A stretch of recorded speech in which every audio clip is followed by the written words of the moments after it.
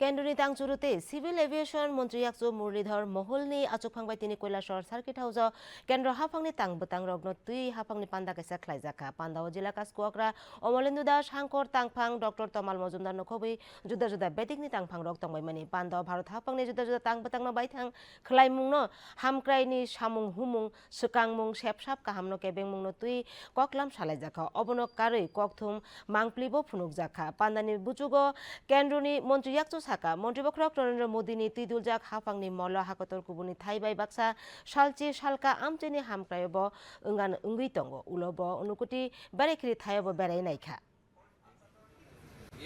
इनको विकास की दृष्टि से मुख्य प्रवाह में लाना है और उसके लिए उन्होंने एक अलग सी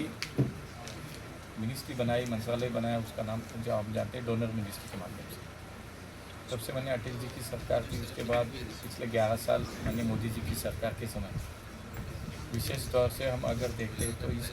8 स्टेट में आज बहुत अच्छा काम हो रहा है। मैंने मोदी जी की कल्पना से आई हुई बहुत सारी योजनाएं, इंफ्रास्ट्रक्चर की काम, इस सभी का एक रिव्यू मीटिंग आज हमने यहाँ पे किया है मोदी जी के नेतृत्व में। अब हमारे यहाँ के सीएम साहब डबल इंजन की सरकार के माध्यम से यहाँ पे बहुत अच्छा काम चल रहा है।